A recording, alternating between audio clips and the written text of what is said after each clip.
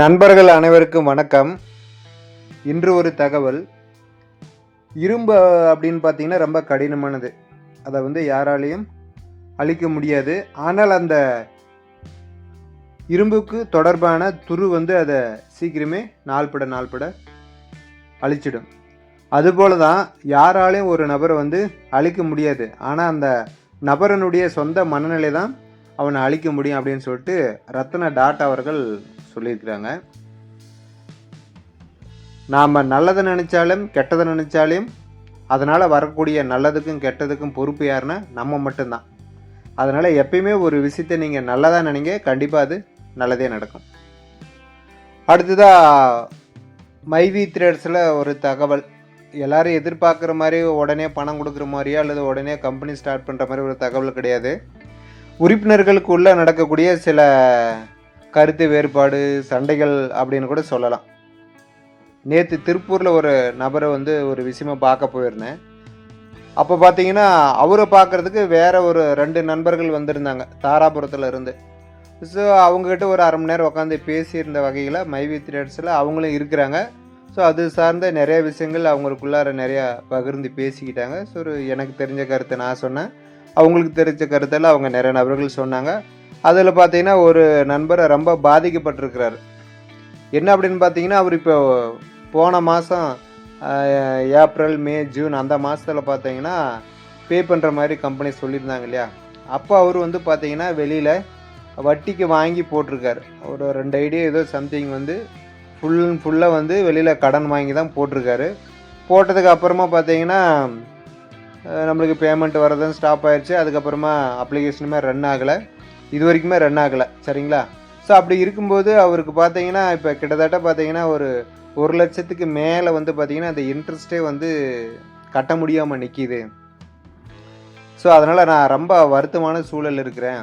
நான் வாங்கின பணத்துக்கு பாதி, இப்போ 1 லட்சம் கடன் வாங்கினா கிட்டத்தட்ட 50,000 ரூபா பக்கம் எனக்கு இப்போ வட்டியே நிற்கிது அப்படின்ற மாதிரி ரொம்ப வருத்தப்பட்டு பேசினார்.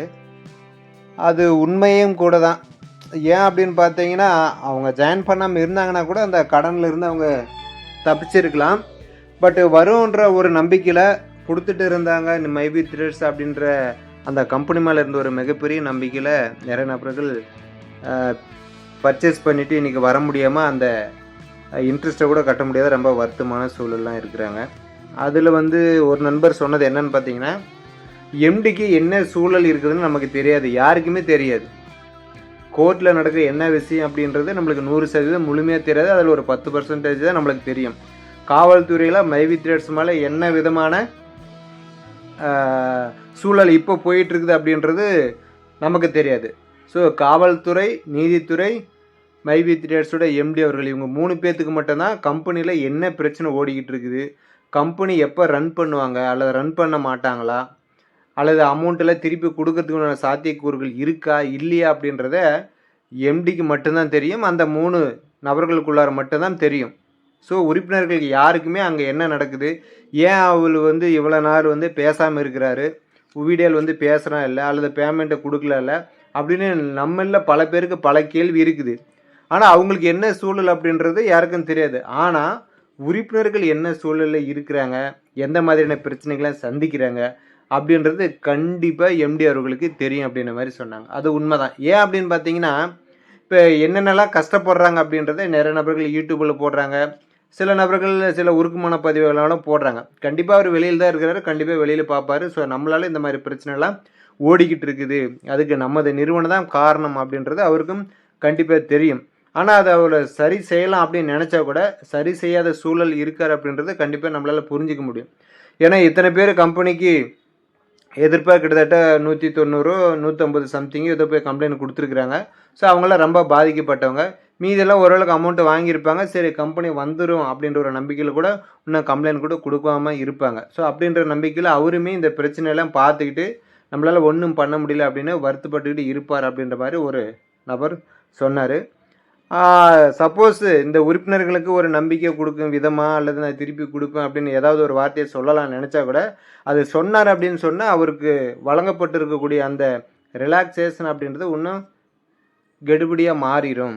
நீங்கள் அரசாங்க விதிகளை மீறிட்டீங்க அப்படின்னு சொல்லிட்டு மறுபடியும் தேவையில்லாத சில பிரச்சனைகள்லாம் நடக்கும். அதனால் உறுப்பினர்கள் என்ன நினச்சாலும் சரி, இந்த கேஸை முடிச்சுட்டு நான் அதுக்கப்புறம் அவங்ககிட்ட போய் சந்திக்குவேன் அப்படின்ற ஒரு மனநிலையோடு இருப்பார் அப்படின்ற மாதிரி இன்னொரு நண்பரும் சொன்னார். இது எல்லாமே ஏற்றுக்கிற மாதிரி தான் இருக்குது. இதெல்லாம் சீக்கிரமாக நடந்தால் நல்லது.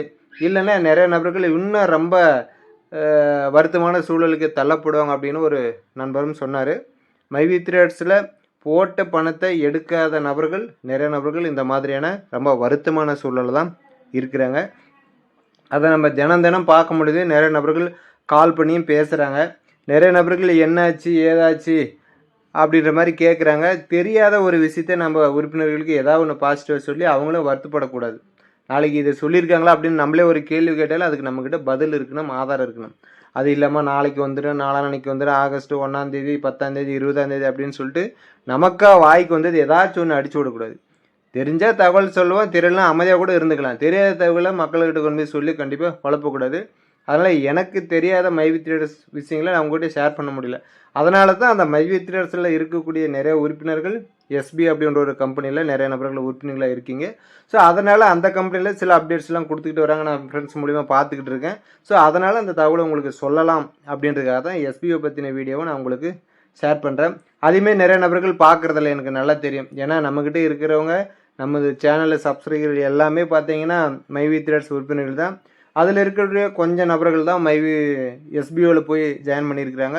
ஸோ அவங்க மட்டும் பார்க்குறாங்க. ஸோ எனக்கு தெரிஞ்ச ஒரு தகவலை உங்கள்கிட்ட ஷேர் பண்ணணும் அப்படின்றதுக்காக தான் எஸ்பிஐ பற்றின வீடியோக்குள்ளே நான் உங்களுக்கு போடுறேன். அதை விருப்பம் உள்ளவங்க நீங்கள் பார்க்கலாம், இல்லையா விட்டுறலாம். ஸோ மைவி த்ரெட்ஸில் இந்த மாதிரியான சூழல் தான் இப்போதைக்கு போய்கிட்டு இருக்குது.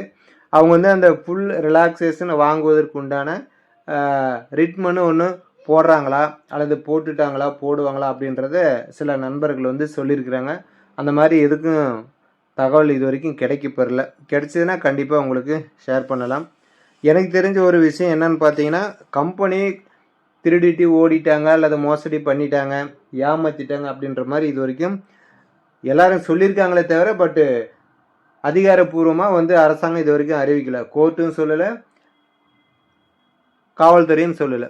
இவ்வளோ பணம் வாங்கியிருக்கிறாங்க, இவ்வளோ கொடுத்துருக்குறாங்க, இது வந்து அரசு விதிமுறைகளுக்கு வந்து புறமானதாக இருக்குது, அதனால் நாங்கள் ஒன்றும் விசாரிக்க வேண்டிய காலம் நிறைய இருக்குது, அதனால் எங்களுக்கு நேரம் வேணும்னு சொல்லிட்டு காவல்துறையும் நீதித்துறையிடம் சொல்லியிருக்காங்க. அதுக்குண்டான கால அவகாசத்தை நீதித்துறை கொடுத்துருக்குறாங்க, அவங்க விசாரிச்சிருக்கிறாங்க.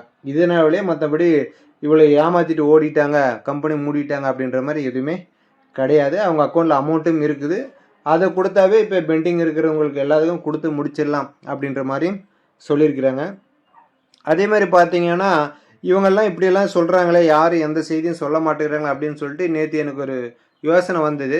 கூகுளில் போயிட்டு நம்ம இந்த மாதிரி மைவி த்ரெட்ஸ் மீடியா பிரைவேட் லிமிட்டட்னு அடித்து பார்க்கலாம், அதில் ஏதாச்சும் அப்டேட் கொடுத்துருக்காங்க அப்படின்னு பார்த்தோன்னா ஒரு சூப்பரான ஒரு அப்டேட்டடாக கொடுத்துருக்குறாங்க. அதில் நான் கேட்டிருந்த கேள்வி மைவி த்ரெட்ஸ் பற்றி அப்டேட் அப்படின்னு போட்டேன். அதில் பார்த்தீங்கன்னா ஒரு 2-3 பேராவுக்கு ஒரு பதில் கொடுத்துருக்காங்க. அது என்னன்னு பார்க்கலாம். மைவி த்ரெட்ஸ் மீடியா பிரைவேட் லிமிடெட் நிறுவனம் விளம்பரங்களை பார்ப்பதன் மூலம் பணம் சம்பாதிக்கலாம் என்று கூறி ஒரு செயலியை நடத்தியது. இந்த நிறுவனம் தற்போது கடுமையான சட்டம் மற்றும் நிதி சிக்கல்களை எதிர்கொண்டு உள்ளது. முக்கிய அறிவிப்புகளின் சுருக்கம் இதோ அப்படின்னு சொல்லிட்டு ஒரு விவரங்கள் நமக்கு கொடுக்குது கூகுள். சட்டம் மற்றும் காவல்துறை நடவடிக்கைகள், மோசடி குற்றச்சாட்டுகள். இந்த நிறுவனம் ஒரு பெரிய ஊழலின் மையமாக உள்ளது. கோயம்புத்தூர் மற்றும் பிற பகுதிகளில் உள்ள காவல்துறை பொதுமக்கள் இந்த நிறுவனத்தில் முதலீடு செய்ய வேண்டாம் என்று எச்சரித்து உள்ளது.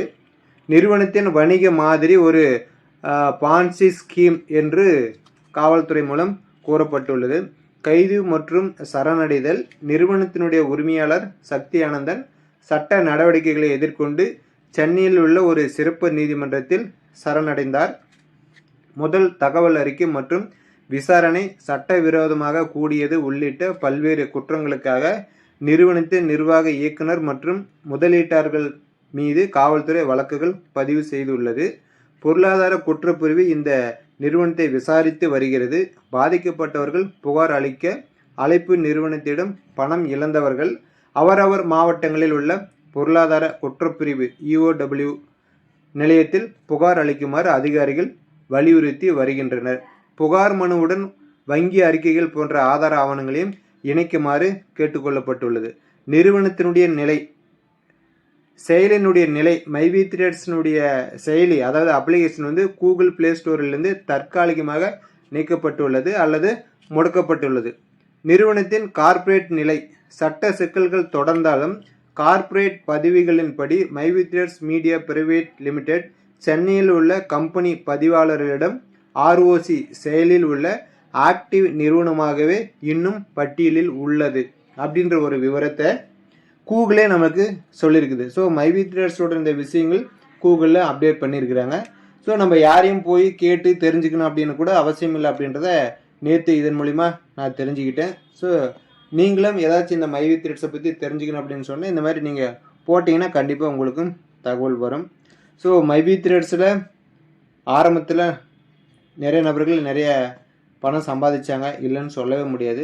பட் அந்த நம்பிக்கையின் அடிப்படையில் நிறைய நபர்களை ஜாயின் பண்ணி விட்டாங்க, அவங்களுமே சம்பாதிச்சாங்க. பட் 2வது 3வது அந்த மாதிரி தங்களுக்கு கீழே அப்படின்னு போகும்போது அந்த சூழலில் தான் இந்த மாதிரி மைவி த்ரெட்ஸுக்கு ஒரு இக்கட்டான சூழல் வந்திருக்குது. அந்த மாதிரியான சூழலில் ஜாயின் பண்ணவங்க நிறைய சங்கடத்துக்கு ஆளாயிருக்கிறாங்க, பொருளாதாரத்தில் ரொம்ப வருத்தமான சூழலும் இருக்காங்க. ஸோ இதையெல்லாம் பார்த்துட்டு இருக்கக்கூடிய எம்டி அவர்கள் கண்டிப்பாக அவருக்கு உண்டான தக்க சூழல் வந்து இந்த பிரச்சனை வந்து சரி செய்வார் அப்படின்னு நிறைய நபர்கள் சொல்கிறாங்க. ஸோ வெயிட் பண்ணி தான் பார்க்கணும் நிறுவனமும் என்ன பதில் சொல்கிறாங்க, கோர்ட்டும் காவல்துறையும் என்ன பதில் சொல்கிறாங்க அப்படின்னு சொல்லிட்டு. மீண்டும் அடுத்த ஒரு தகவலுடன் உங்களை சந்திக்கிறேன். நன்றி, வணக்கம்.